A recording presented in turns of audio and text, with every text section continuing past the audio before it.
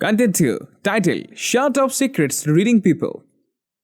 The ability to read others will greatly affect how you deal with them. When you understand how another person is feeling, you can adapt your message and communication style to make sure it is received in the best way possible.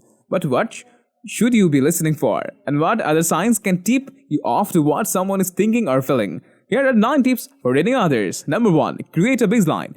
People have different quirks and patterns of behavior. For example, they might clear their throat, look at the floor while talking, cross their arms, scratch their head, stroke their neck, squint, pout, or jiggle their feet frequently. Initially, we may not even notice when others do these things. If we do, we don't give it much attention. People display these behaviors for different reasons. They could simply be mannerisms. Sometimes, however, these same actions could be indicative of deception, anger, and nervousness. Creating a mental baseline of others' normal behavior will help you. Number 2. Look for deviation. Pay attention to inconsistencies between the baseline you have created and the person's words and gestures. For example, you have noticed that an important supplier of yours has the habit of clearing his throat repeatedly when nervous. As he introduces some relatively small changes to your business arrangement, he starts to do this. Is there more here than meets the eye? You might decide to probe further, asking a few more questions than you would have normally. Number 3. Notice clusters of gestures. No nod, gesture, or word necessarily means anything, but when several behavioral aberrations are clumped together, take notice. For example, not only does your supplier keep clearing his throat, but he also does that head-scratching thing and he keeps shuffling his feet. Number 4. Compare and contrast. Okay, so you have noticed that someone is acting a little different than normal. Move your observation up a notch to see if and when that person repeats the same behavior with others in body language. Continue to observe the person as he or she interacts with others in the room. Does the person's expression change? How about his or her posture and body language? Number 5. Look into the mirror.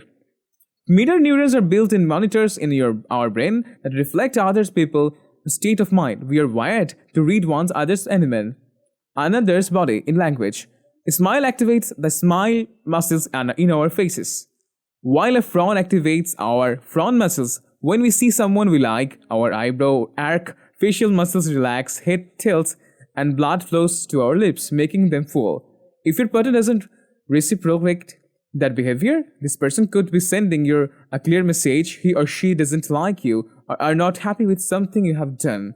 Number 6. Identify the strong voice. The most powerful person is not always the one sitting at the head of the table.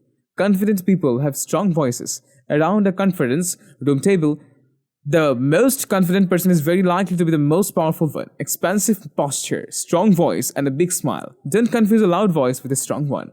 If you're pitching an idea to the group, it's easy to pay attention to the leader of the limb, but that leader may have a weak personality. In reality, he or she depends heavily on others to make decisions and is easily influenced by them. Identify the strong voice and your chances for success increase dramatically. Number 7. Observe how they talk. Observe how they walk. Oftentimes, people who shuffle along lack a flowing motion in their movements or keep their head down lack self-confidence. If you notice these traits in a member of your team, you might make an extra effort to offer accommodation in an attempt to help build a person's confidence, or you may need to ask him or her more direct questions during a meeting in order to pull those great ideas out into the open. Number 8. Pinpoint action words. As an FBI agent, I found words were the closest way for me to get into another person's head. Words represent thoughts, so identify the word that is freighted with meaning. For example, if your boss says she's decided to go with the brand X, the action word is decided. The single word indicates that mostly likely your boss 1 is not impulsive 2, wait, several options, and 3, thinks, though. Action words offers insights into the way a person thinks. Number 9. Look for personality clues. Each of us has a unique personality, but there are basic clarifications that can help you relate to another person so you can read him or her accurately. Does someone exhibit more introverted or extroverted behavior? Does he or she seem driven by relationships or significance? How does the person handle risk and uncertainty?